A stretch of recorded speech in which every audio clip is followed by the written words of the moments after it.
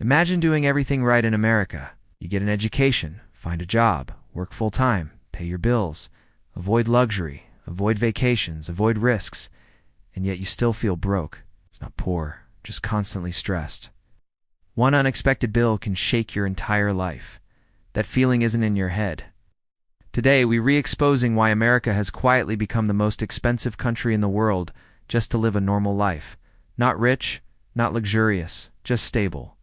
And once you see how this system works, you'll understand why millions of Americans feel trapped, no matter how hard they work. For most of history, normal in America meant something simple: a place to live, food on the table, healthcare when needed, transportation to work, and a little left over for savings. That was the middle-class promise.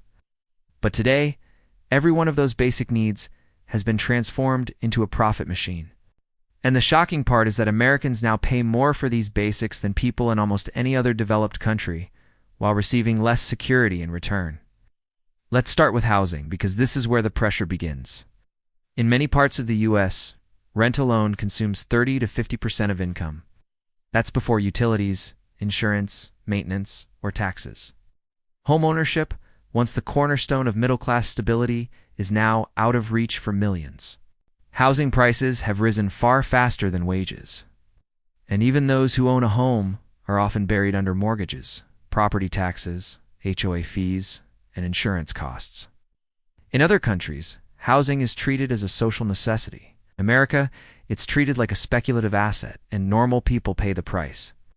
Then comes healthcare, the single biggest reason America is expensive just to exist. The U.S. spends more on healthcare than any nation on earth, yet Americans still fear getting sick. Premiums, deductibles, copays, surprise bills, out-of-network charges — the system is designed to extract money at every step.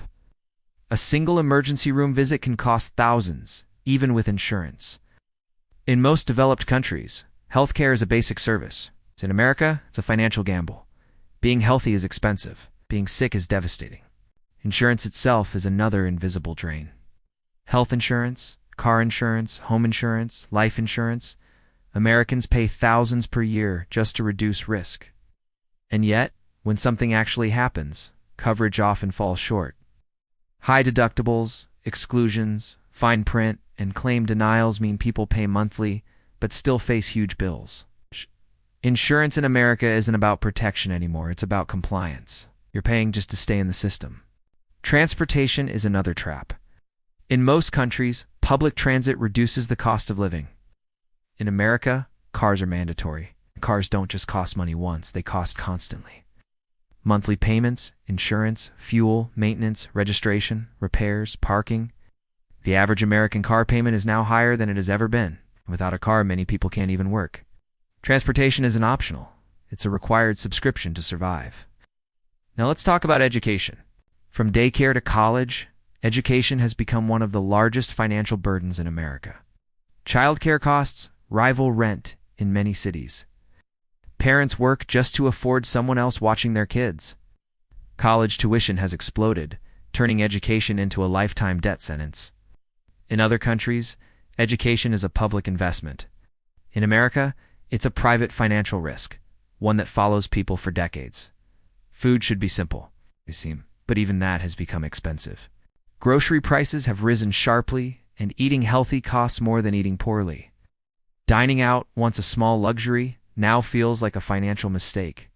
Americans spend more on food than ever, yet food insecurity continues to rise. Normal meals now require budgeting, planning, and sacrifice. And then there's debt, the silent force holding everything together. When wages stopped rising, Americans didn't stop living. They borrowed. Credit cards filled the gap. Loans replaced savings. Buy no pay later became normalized. That isn't a mistake anymore. It's a survival tool. The average American household carries multiple forms of debt, each with interest slowly draining future income. The system isn't built to help people escape debt. It's built to keep them cycling through it. What makes this worse is that wages have not kept up. Productivity has increased dramatically, but paychecks haven't. If wages had grown at the same pace as productivity, the average American would be earning tens of thousands more per year. Instead, people work longer hours, juggle multiple jobs, and still fall behind. This isn't laziness, it's math. Even taxes feel heavier, not because rates are necessarily higher, but because the burden falls harder on normal people. Sales tax, payroll tax, property tax, fees, fines, small amounts that add up. Meanwhile, the wealthy use legal strategies to reduce their burden. Normal Americans pay the highest price for participating in the economy. This creates a psychological toll. Financial stress becomes constant. People delay marriage, delay children, delay homeownership, delay retirement.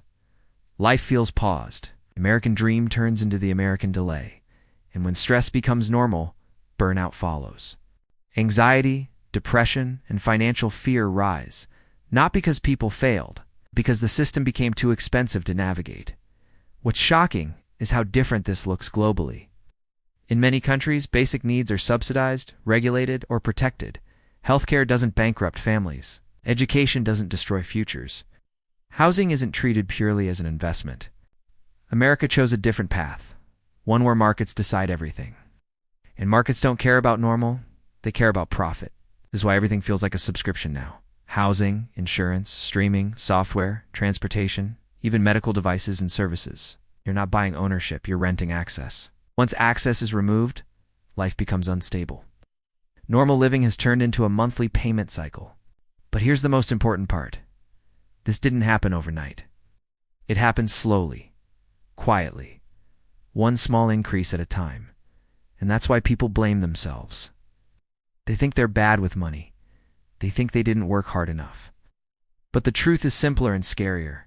The cost of being normal in America has outpaced the ability of normal people to pay for it. So what happens next? Either the system changes, or the definition of normal does. Families will adapt by sharing housing, delaying milestones, redefining success. Some will escape by learning new skills, creating new income streams, or moving to lower-cost areas. Others will struggle quietly. But one thing is clear. The old version of the American middle class is gone. Understanding this isn't about fear, it's about clarity.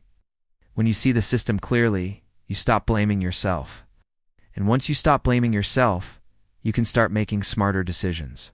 Because surviving in America today isn't about working harder. It's about understanding the game you're playing. If this video helped you see that reality more clearly, stay with this channel. Because here we don't just talk about money, we explain the system behind it.